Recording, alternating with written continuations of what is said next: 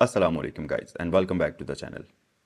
अगर आप ये वीडियो देख रहे हैं तो यकीनन आप 7 से 8 लाख रुपए के बजट के अंदर एक अच्छी और रिलायबल कार ढूंढ रहे हैं। और आज इस वीडियो के अंदर इस बजट के अंदर आने वाली गाड़ियों के बारे में मैं आपको बताऊंगा। न सिर्फ इनकी इन्फॉर्मेशन दूंगा बल्कि इन गाड़ियों की तमाम तर अच्छी और बुरी चीज़ें भी डिस्कस करूंगा। और इन तमाम चीज़ों को मद्देनज़र रखते हुए आपकी ज़रूरत के मुताबिक जो सबसे बेस्ट कार होगी वो आपको सजेस्ट करूंगा। मेरा नाम है ज़ैनुल आबिदीन। अगर आप गाड़ियों का शौक रखते हैं तो मेरे चैनल को सब्सक्राइब कर लीजिए क्योंकि यहाँ पर इसी तरह की इन्फॉर्मेटिव वीडियोज़ आती रहती हैं। यूट्यूब के अलावा अगर आप मुझे किसी और प्लेटफॉर्म पर सर्च करना चाहते हैं तो बाकी प्लेटफॉर्म्स के लिंक्स डिस्क्रिप्शन बॉक्स में मौजूद हैं, वहां पर आप जा सकते हैं। और अगर आप मुझे रेगुलर फॉलो करते हैं तो कुछ अर्सा पहले मेरे चैनल पर एक और वीडियो मैंने अपलोड की थी जिसमें मैं 5 लाख वाली गाड़ियों के बारे में बता रहा था। अगर किसी भी वजह से आपने वो वीडियो नहीं देखी तो उसका लिंक मैं डिस्क्रिप्शन बॉक्स में लगा लूँगा। इस वीडियो को देखने के बाद आप वो वीडियो भी देख सकते हैं। ये था इंट्रोडक्शन, चलें अब वीडियो को स्टार्ट करते हैं।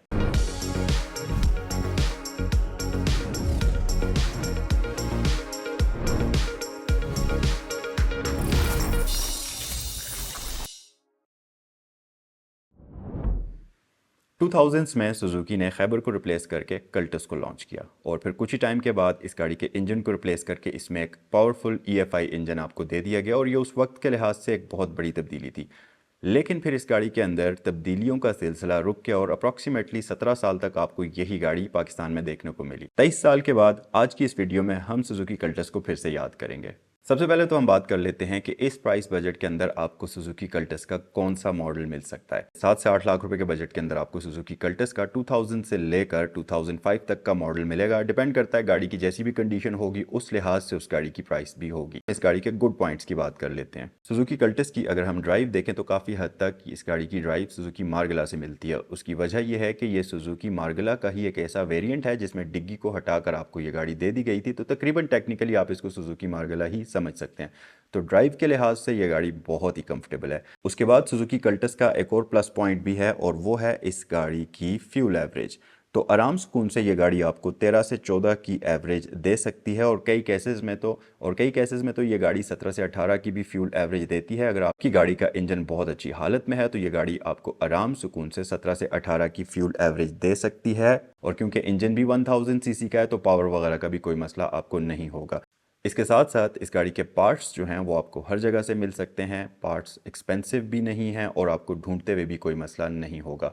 न सिर्फ इस गाड़ी के पार्ट्स बल्कि इस गाड़ी के तमाम तर मैकेनिक्स भी आपको इजीली मिल सकते हैं। और मैकेनिकली इस गाड़ी को चेक करवाना भी इतना कोई बड़ा मसला नहीं है क्योंकि ज़्यादातर मैकेनिक्स इस गाड़ी को बहुत अच्छी तरह से समझते हैं, तो वो भी आपके लिए एक हेडेक नहीं होगा। नेक्स्ट गुड पॉइंट है इस गाड़ी की रीसेल वैल्यू। पाकिस्तान के अंदर अगर आप देखें तो सुजुकी की गाड़ियाँ वैसे तो मेरे ख्याल से आपका एक चलता फिरता चेक होता है जिसको आप कभी भी कैश करवा सकते हैं, लेकिन उनमें से सबसे बेस्ट रीसेल वैल्यू कुछ गाड़ियों की ही है, जैसा कि सुजुकी मेहरान हो गई, सुजुकी कल्टस भी उन गाड़ियों में से एक है जिनकी रीसेल वैल्यू बहुत अच्छी है। तो अगर किसी भी वजह से आपको इस गाड़ी को सेल करना पड़ जाता है तो ये गाड़ी आपको बिल्कुल भी तंग नहीं करेगी और एक अच्छी वैल्यू देकर सेल होगी। इस गाड़ी को क्योंकि जैसा मैं आपको बता चुका हूँ कि हर मैकेनिक बहुत अच्छी तरह से समझता है और हर जगह पर पाकिस्तान के किसी भी कोने में आप चले जाएं आपको इस गाड़ी के मैकेनिक्स मिल जाएंगे। इस गाड़ी को मेंटेन करना बहुत ही आसान है। और इसके साथ साथ एक और गुड पॉइंट है इस गाड़ी का और वो है इसका लाइफ टाइम टोकन। क्योंकि ये गाड़ी 1000 सीसी कैटेगरी के अंदर आती है, आपको हर साल इसकी टोकन मनी भी पे नहीं करनी पड़ती। नेक्स्ट गुड पॉइंट इस गाड़ी का ये है कि ये गाड़ी इंटीरियर वाइज बहुत स्पीशियस है। आपको लेग स्पेस, हेड स्पेस में कोई भी प्रॉब्लम नहीं होता, चाहे आप इसकी फ्रंट साइड पर बैठें या आप इसकी रियर साइड पर बैठें। तो एक अच्छी और स्पीशियस कार है। इसके साथ साथ इस गाड़ी को रखना और मेंटेन करना इंतहाई चीप है। मतलब अगर आप इसको कंपेयर करें दूसरी सेडान्स के साथ तो ये उनके मुकाबले में काफ़ी सस्ती पड़ती है रेगुलर बेसिस पर अगर आप इसको यूज़ करते हैं तो। अब जैसा कि मैंने आपको स्टार्ट में वीडियो के बताया था कि इस गाड़ी के अंदर बेसिकली ये है तो मार्गला ही, लेकिन इसकी डिग्गी जो है वो आपको नहीं मिलती जैसा कि आमतौर पर मार्गला में होती है। लेकिन उसके बावजूद भी इस गाड़ी की बूट स्पेस काफ़ी डिसेंट है, तो 2 से 3 बंदों का सामान आप इस गाड़ी के बूट के अंदर आराम सुकून से रख सकते हैं। सो ये तो सारी वो चीज़ें थी जो कि इस गाड़ी के गुड पॉइंट्स थे, लेकिन अच्छी चीज़ों के साथ साथ इसमें कुछ बुरी चीज़ें भी आती हैं। सबसे पहले नंबर पर जो इस गाड़ी का नेगेटिव है वो है इस गाड़ी के अंदर आपको नॉन पावर्ड स्टीयरिंग व्हील मिलता है। तो अगर आप इससे पहले कोई पावर स्टीयरिंग व्हील वाली गाड़ी चलाकर आ रहे हैं तो हो सकता है कि शुरू के कुछ दिन आप इस गाड़ी के ऊपर थोड़ा सा तंग हो। नेक्स्ट बैड पॉइंट इस गाड़ी का है इंजन के पार्ट्स। अगर आपको किसी भी वजह से इस गाड़ी का इंजन ओवरहॉल कराना पड़ जाता है या इसका इंजन रिप्लेस कराना पड़ जाता है तो उस सूरत में ये आपको थोड़ी सी कॉस्टली पड़ेगी, क्योंकि बाकी गाड़ियों की तरह इसका इंजन इंपोर्ट भी बहुत कम होता है। तो उस सूरत में इसका इंजन पार्ट्स और अगर आपको इसका इंजन रिप्लेस करना पड़ता है किसी भी वजह से तो वो थोड़ा सा एक्सपेंसिव पड़ सकता है। नेक्स्ट बैड पॉइंट इस गाड़ी का है कि जो इस प्राइस रेंज के अंदर आपको गाड़ी मिलेगी मुमकिन है कि वो नॉन EFI वाला वेरिएंट होगा, क्योंकि 7 से 8 लाख रुपए के बजट के अंदर आपको 2007 से पीछे का मॉडल मिलेगा और इसका जो EFI वाला वेरिएंट आता था वो 2007 के बाद से आता था या 2007 से स्टार्ट हुआ था।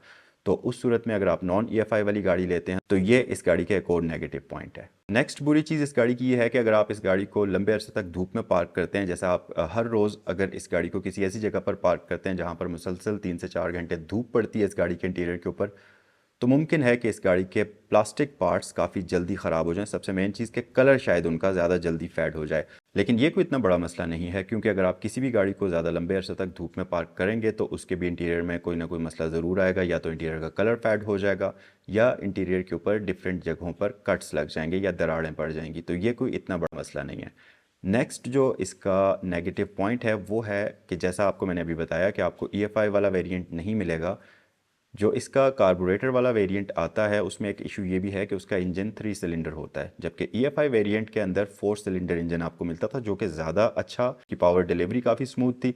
जबकि 3 सिलेंडर इंजन जो है वो इतना ज़्यादा स्मूथली पावर डिलीवर नहीं करता और उसमें एक इशू और भी आता है कि नॉर्मली आइडलिंग के ऊपर वो वाइब्रेट काफ़ी ज़्यादा करता है। AC अगर आप गाड़ी के अंदर चलाते हैं तो फिर उस इंजन की एफिशिएंसी और ज़्यादा कम हो जाती है और आपको फ्यूल एवरेज भी इतनी अच्छी नहीं मिलती।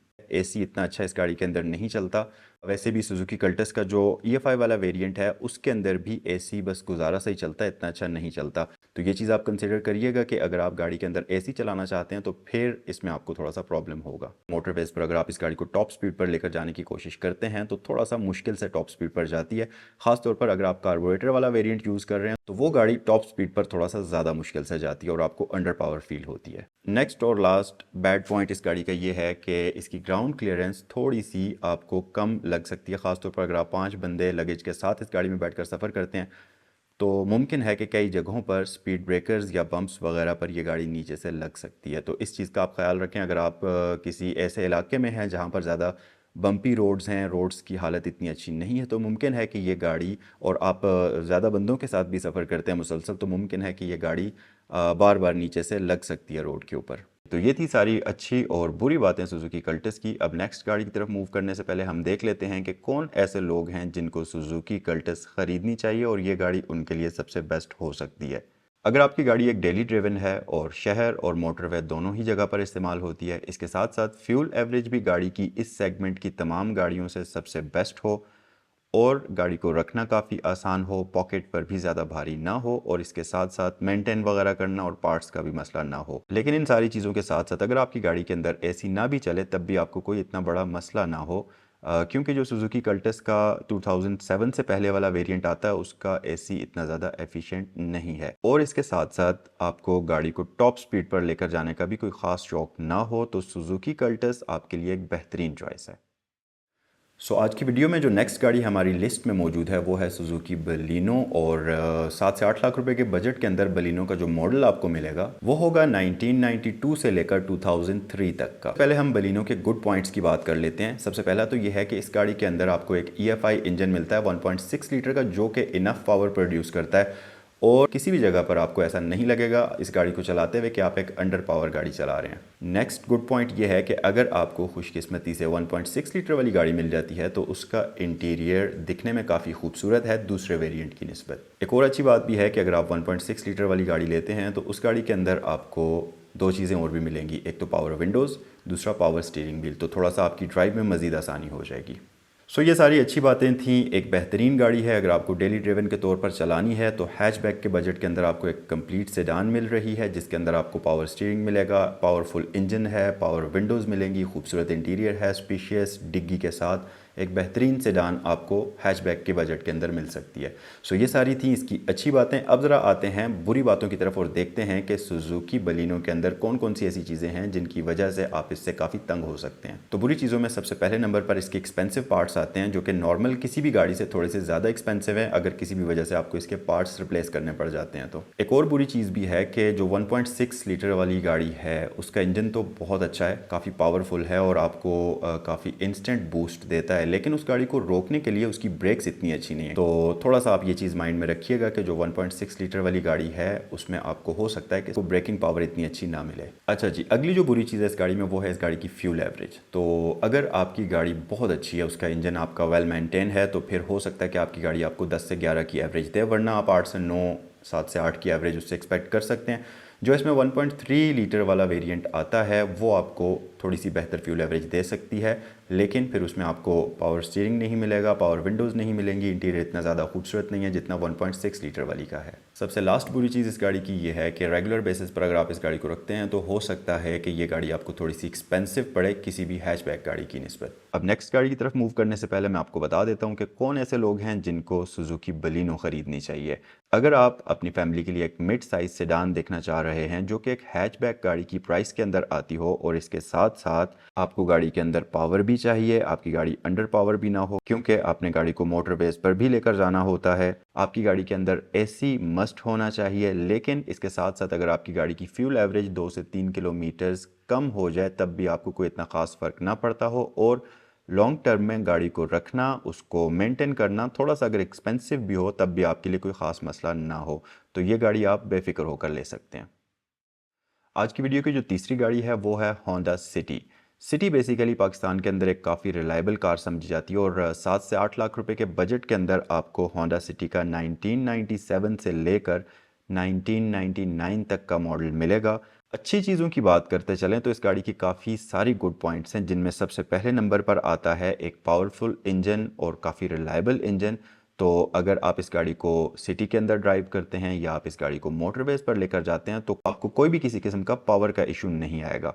इसके साथ साथ बहुत ही कंफर्टेबल किस्म की गाड़ी है, एसी की परफॉर्मेंस काफ़ी बेहतर है, रोड ग्रिप गाड़ी की बहुत अच्छी है और इन सारी चीज़ों के साथ साथ आपको होंडा सिटी के अंदर एक डिसेंट किस्म का बूट भी ऑफर होता है और साथ ही साथ ये गाड़ी एक बेहतरीन डेली ड्रिवन है क्योंकि आपको इसके मैकेनिक्स हर जगह पर मिलेंगे, पार्ट्स की अवेलेबिलिटी हर जगह पर मौजूद है, तो कभी भी अगर ये गाड़ी ख़राब हो जाती है तो इसको आपको रिपेयर करने में या मेंटेन करने में कोई भी किसी किस्म का प्रॉब्लम नहीं होगा। अच्छी चीज़ों के साथ साथ इस गाड़ी में भी कुछ बुरे पॉइंट्स हैं, जिनमें सबसे पहले नंबर पर आता है इस गाड़ी की सस्पेंशन। थोड़ी सी हार्ड है अगर आप इसको कंपेयर करें बलिनो के साथ या दूसरी गाड़ियों के साथ, तो इसकी सस्पेंशन थोड़ी सी उनकी निस्बत हार्ड है। एक और कॉमन मसला इस गाड़ी के अंदर है जो कि होंडा सिटी के अंदर अक्सर आता है और वो ये है कि इस गाड़ी के इंजन डिस्ट्रीब्यूटर की सील लीक हो जाती है, जिसकी वजह से इंजन से ऑयल अक्सर बाहर आता रहता है। उसके साथ साथ मेरे ख्याल से कई लोगों के लिए एक मसला इस गाड़ी की फ्यूल एवरेज भी हो सकती है, क्योंकि अगर एसी के साथ इस गाड़ी की फ्यूल एवरेज देखें तो 8 किलोमीटर से लेकर 13 किलोमीटर तक आपको ये गाड़ी फ्यूल एवरेज दे सकती है। लेकिन यहाँ पर एक चीज़ आप कंसिडर करें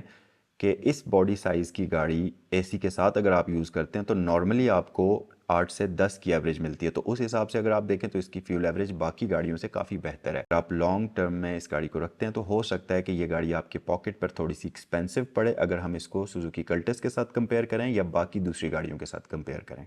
अगर आप एक होंडा लवर हैं और आप अपनी फैमिली के लिए एक ऐसी गाड़ी लेना चाहते हैं जो कि काफ़ी रिलायबल हो, जिसके ऊपर आप काफ़ी लंबे सफ़र कर सकें, रोड ग्रिप काफ़ी बेहतर हो गाड़ी की और इसके साथ साथ गाड़ी कंफर्टेबल भी हो और इन सारी चीज़ों से बढ़कर गाड़ी काबिल एतबार हो जिसको आप आसानी से कहीं भी लेकर जा सकें। नेक्स्ट ये है कि आपको अपनी गाड़ी के अंदर एसी हर सूरत में चाहिए और एसी चलाने के दौरान आपको ऐसी गाड़ी चाहिए जो कि अंडर पावर भी फील ना होती हो और उस गाड़ी के अंदर 95 मॉडल होंडा सिविक वाले मसले भी ना हों, पार्ट्स आसानी से मिल जाते हों, इतने एक्सपेंसिव भी ना हों, मैकेनिक्स इजीली मिल जाते हों और बार बार आपको वर्कशॉप्स के चक्कर भी ना लगाने पड़े। लेकिन इसके साथ साथ आपको फ्यूल एवरेज से कोई इतना बड़ा मसला नहीं है, तो आप इस गाड़ी को आंखें बंद करके ले सकते हैं। लेकिन इस वीडियो में नेक्स्ट गाड़ी हमारे पास है जी होंडा सिविक 95 मॉडल। अब इससे पिछली जो गाड़ी थी उसके अंदर उसके बैड पॉइंट्स के अंदर मैं इस गाड़ी की थोड़ी सी बुराई कर चुका हूँ, लेकिन इस लिस्ट में नेक्स्ट गाड़ी ये इसलिए है क्योंकि कई ऐसे लोग हैं जिनकी ये गाड़ी अभी भी फेवरेट कार है और काफ़ी सारे लोग इस गाड़ी को रखते हैं और शौक से मॉडिफाई करते हैं। अच्छी चीज़ों की बात करते चलें तो इस गाड़ी की लुक्स बहुत खूबसूरत हैं। ख़ास तौर पर जब आप इस गाड़ी को मॉडिफ़ाई करते हैं और मॉडिफ़ाई करने के बाद कंप्लीट ये प्रोजेक्ट जब आपका तैयार होता है तो ये गाड़ी देखने के काबिल होती है। और इसके साथ-साथ ये गाड़ी काफ़ी कंफर्टेबल है, इसकी रोड ग्रिप बहुत ही अच्छी है, हाई स्पीड्स पर आपको एक बहुत ही अच्छी हैंडलिंग ये गाड़ी प्रोवाइड करती है। इंजन इस गाड़ी का बहुत पावरफुल है, आपको कहीं भी कोई मसला नहीं होगा। इसके साथ-साथ अगर आप एक प्रोजेक्ट कार करना चाहते हैं तो ये सबसे बेस्ट ऑप्शन है, क्योंकि ये सबसे बेस्ट मॉडिफ़ाई करने के लिहाज से कार समझी जाती है और काफ़ी लोग इसको सिर्फ यंगस्टर्स ख़ास तौर पर इसको सिर्फ इसी वजह से ख़रीदते हैं कि उन्होंने गाड़ी मॉडिफ़ाई करनी होती है। बुरी चीज़ों की बात करते चलें तो सबसे बड़ा मसला इसके पार्ट्स की अवेलेबिलिटी है। आपको इसके पार्ट्स काफ़ी मुश्किल से मिलेंगे, अगर मिल भी जाते हैं तो बहुत एक्सपेंसिव मिलेंगे, तो उस सूरत में ये गाड़ी आपको काफ़ी एक्सपेंसिव पड़ सकती है जब आप इस गाड़ी की मॉडिफिकेशन करेंगे या इस गाड़ी में कोई भी चीज़ इंस्टॉल करेंगे। वैसे मैं आपको बता दूं कि अगर आप मार्केट में ये गाड़ी खरीदने के लिए जाते हैं तो ये आपको बड़ी इजीली मिल जाएगी और हो सकता है कि जो प्राइस आपको मैं बता रहा हूँ शायद इससे भी कम प्राइस के अंदर मिल जाए। लेकिन इस गाड़ी को रखना, इसको मेंटेन करना काफ़ी मुश्किल है। नेक्स्ट बुरी चीज़ इस गाड़ी की है कि ये बड़ी एक अनरिलायबल किस्म की गाड़ी है। अगर आप इसको किसी लंबे सफ़र पर लेकर जाते हैं और खुदा ना खास्ता इसमें कोई भी मैकेनिकल फॉल्ट आ जाता है, कोई भी किसी किस्म का मसला आ जाता है, तो पहली चीज़ तो आपको इसके मैकेनिक्स जल्दी जल्दी नहीं मिलेंगे। दूसरी चीज़ कि अगर मैकेनिक्स किसी भी वजह से मिल जाते हैं और मैकेनिक आपको ये कहता है कि ये पार्ट इस गाड़ी का चेंज करना है, तो उस सूरत में आपको वो पार्ट भी जल्दी जल्दी नहीं मिलेगा। अगर आप एक ऐसी गाड़ी लेना चाह रहे हैं जो कि डेली ड्रिवन कार हो तो बिल्कुल भी इस गाड़ी को मत खरीदिएगा, क्योंकि रोज़ रोज़ चलाने से गाड़ी के पार्ट्स भी ज़्यादा ख़राब होंगे और जितने ज़्यादा पार्ट्स ख़राब होंगे उतनी ही ज़्यादा आपको मुशक्कत करनी पड़ेगी इसके पार्ट्स को ढूंढने में और उतना ही लंबा अरसा ये गाड़ी ज़्यादातर पार्क ही रहेगी। उसके बाद लास्ट जो बुरी चीज़ इस गाड़ी की है वो ये है कि ये गाड़ी आपको लॉन्ग टर्म में आपके पॉकेट पर थोड़ी सी भारी पड़ सकती है, क्योंकि जाहिर है इसके पार्ट्स एक्सपेंसिव हैं, मैकेनिक्स पहले तो मिलेंगे नहीं, अगर मिल भी जाते हैं तो वो भी ज़ाहिर है एक्सपेंसिव काम करेंगे और इसी तरह इसकी बॉडी पार्ट्स भी काफ़ी महंगे हैं, मैकेनिकल पार्ट्स भी काफ़ी महंगे हैं। तो रेगुलर बेसिस पर अगर आप इस गाड़ी को यूज़ करते हैं तो ये काफ़ी एक्सपेंसिव आपको पड़ेगी। किसको ये गाड़ी खरीदनी चाहिए? अगर आप एक यंगस्टर हैं और आपको गाड़ियाँ मॉडिफाई करने का शौक़ है और इससे पहले आप 1-2 प्रोजेक्ट्स कर चुके हैं, आप गाड़ियों को मॉडिफाई करने के साथ कंफर्टेबल हैं, प्रोजेक्ट्स वगैरह बनाने में कंफर्टेबल हैं, तो होंडा सिविक आप ले सकते हैं। लेकिन ये ख्याल रखिएगा कि आपको अपना जो प्रोजेक्ट है उसको जल्दी जल्दी तैयार ना करना हो, टाइम जितना भी लग जाए लेकिन आपको आराम सुकून से प्रोजेक्ट को तैयार करना हो। दूसरी चीज़ ये कि आपकी ये जो गाड़ी है ये डेली ड्रिवन कार ना हो, आपने कभी कभी हफ्ते में 1 बार या महीने में 1-2 बार गाड़ी को चलाना हो। इसके साथ साथ जो आप प्रोजेक्ट तैयार कर रहे हैं उसकी हैंडलिंग आपको शानदार चाहिए, उसकी रोड ग्रिप आपको बहुत अच्छी चाहिए, दिखने में काफ़ी खूबसूरत लगती हो, लेकिन पार्ट्स एक्सपेंसिव आपके लिए कोई मसला ना हो, पार्ट्स को सोर्स करना, उनके लिए वेट करना भी आपके लिए कोई मसला ना हो, तो ये गाड़ी आपके लिए सबसे बेस्ट ऑप्शन है। आज की इस वीडियो में नेक्स्ट गाड़ी जो हमारे पास है 7 से 8 लाख रुपए के बजट के अंदर वो है डाइहाट्सू कोरे। अगर हम इसके मॉडल की बात करें तो आपको 2007-2008 का मॉडल इस प्राइस के अंदर मिल सकता है। और अगर हम अच्छी चीज़ों की बात करें डाइहाट्सू कोरे की, तो ये गाड़ी बहुत ही रिलायबल किस्म की गाड़ी है, आप इसको आराम सुकून से कहीं भी लेकर जा सकते हैं। इसके साथ साथ पार्ट्स की अवेलेबिलिटी बहुत ही आसान है। पार्ट्स इसके बाकी जितनी भी गाड़ियां अभी हमने इस वीडियो में जिनका जिक्र किया उन सबसे सस्ते कह सकते हैं, आसानी से आपको हर जगह मिल जाएंगे। इसके साथ साथ आप इस गाड़ी को डेली ड्रिवन कार के तौर पर यूज़ कर सकते हैं, क्योंकि पार्ट्स अवेलेबल हैं, मैकेनिक्स अवेलेबल हैं, तो इतना ज़्यादा मसला आपको नहीं होगा। नेक्स्ट अच्छी चीज़ ये है कि डाइहाट्सू कोरे कॉम्पैक्ट साइज़ की हैचबैक है, तो शहर वगैरह में चलाने के लिए कंजस्टेड एरियाज़ में अगर आपने डेली ड्रिवन कार के तौर पर इसको यूज़ करना है तो ये बेहतरीन ऑप्शन है। और सबसे बढ़कर इस गाड़ी की फ्यूल एवरेज बहुत ही मज़े की, आपको ये आराम सुकून से 15 से 17 तक की फ्यूल एवरेज प्रोवाइड कर सकती है। बुरी चीज़ों की बात करते चलें तो सबसे पहली चीज़ इस गाड़ी की लुक्स इतनी अच्छी नहीं है, मेरे ख्याल से इससे ज़्यादा खूबसूरत सुजुकी कल्टस है। एक्सटीरियर वाइज भी इंटीरियर वाइज भी वो गाड़ी दिखने में इससे ज़्यादा खूबसूरत है। इसके साथ साथ इस गाड़ी की जो इंटीरियर की स्पेस है वो इतनी अच्छी नहीं है, कैबिन स्पेस इस गाड़ी की इतनी अच्छी नहीं है। तो अगर आप 5 बंदे इस गाड़ी के अंदर सफ़र करते हैं तो हो सकता है कि आप इसमें काफ़ी तंग होंगे। लास्ट बुरी चीज़ इस गाड़ी की ये है कि हो सकता है कि आप जब इस गाड़ी के अंदर एसी चलाएं तो इस गाड़ी का इंजन इतना पावरफुल नहीं है, तो उस केस में आपको ये गाड़ी अंडर पावर फील हो सकती है। डाइहाट्सू कोरे आपको उस केस में ख़रीदनी चाहिए कि आपने शहर के अंदर कंजस्टेड एरिया में, ज़्यादा रश वाले एरिया में गाड़ी चलानी है, लेकिन आपको अच्छी फ्यूल एवरेज चाहिए, लुक्स का कोई भी मसला नहीं है, इंटीरियर स्पेस अगर आपके लिए इतना बड़ा इशू नहीं है, और ज़्यादातर आप 1 या 2 या 3 बंदे गाड़ी के अंदर सफ़र करते हैं और ज़्यादातर आपका सफ़र जो है वो शहर के अंदर ही होता है, तो ये गाड़ी आपके लिए एक बेहतरीन ऑप्शन है। और सबसे मेन चीज़ कि आपकी डेली ड्रिवन कार हो, रेगुलर बेसिस पर आप यूज़ करते हो, पार्ट्स का जिसका मसला ना हो, जिसको मेंटेन करने का कोई भी मसला ना हो, तो ये गाड़ी एक बेहतरीन ऑप्शन है।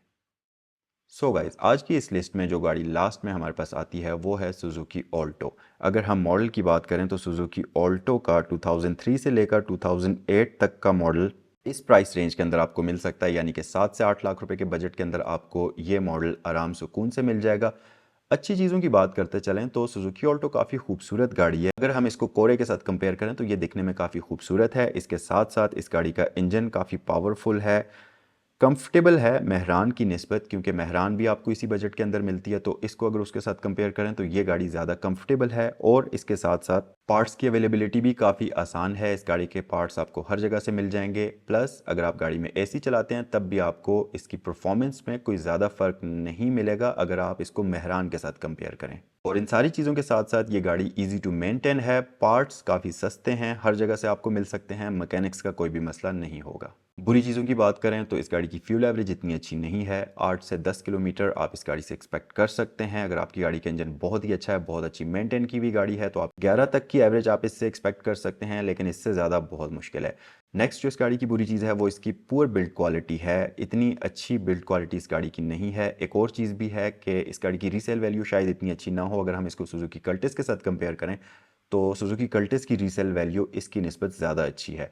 तो ये थोड़े से मसले इस गाड़ी के अंदर हो सकते हैं। किस किस को सुजुकी ऑल्टो ख़रीदनी चाहिए? अगर आपको एक ऐसी गाड़ी चाहिए जिसमें सबसे पहले नंबर पर तो आपके लिए फ्यूल एवरेज का कोई इतना बड़ा मसला ना हो, लेकिन गाड़ी दिखने में थोड़ी सी ज़्यादा अच्छी हो और गाड़ी के अंदर एसी रेगुलर चलता हो, इसके साथ साथ गाड़ी थोड़ी सी कंफर्टेबल हो, इजी टू मेंटेन हो, और आपने इस गाड़ी को डेली ड्रिवन कार के तौर पर यूज़ करना हो, लेकिन ज़्यादातर आपने इस गाड़ी को शहर में ही चलाना हो, क्योंकि लॉन्ग ड्राइव के लिए इससे बेहतर सुजुकी कल्टस है। तो इन सारी चीज़ों से अगर आप ओके हैं तो ये गाड़ी आप ज़रूर खरीदिए, एक बेहतरीन चॉइस है। सो गाइस, आई होप कि ये वीडियो आपकी हेल्प करेगी आपकी ज़रूरतों को देखते हुए एक परफेक्ट बजट कार ख़रीदने में। सो ये तो थी वो हेल्प जो मैं अपने नॉलेज की मदद से आपकी कर सकता था। अब इस वीडियो में आपसे भी मुझे एक हेल्प चाहिए, वो ये कि जितनी भी गाड़ियाँ आज इस वीडियो में मैंने आपको बताई हैं, आप में से किस किस ने कौन कौन सी गाड़ी यूज़ की हुई है, एक तो कॉमेंट सेक्शन में वो बताइए। दूसरा मुझे ये बताइए कि जो भी गाड़ी आप यूज़ कर चुके हैं पास्ट में, उसमें आपकी नज़र में सबसे कॉमन फॉल्ट कौन सा है जो कि आप समझते हैं कि अगर इस गाड़ी का कोई भी मॉडल ले लिया जाए तो ये फॉल्ट इस गाड़ी में ज़रूर आता है। इसका जवाब मुझे आप कमेंट सेक्शन में दीजिएगा। सो ये थी आज की वीडियो। नेक्स्ट वीडियो में आपसे मुलाकात होती है। अल्लाह हाफिज़।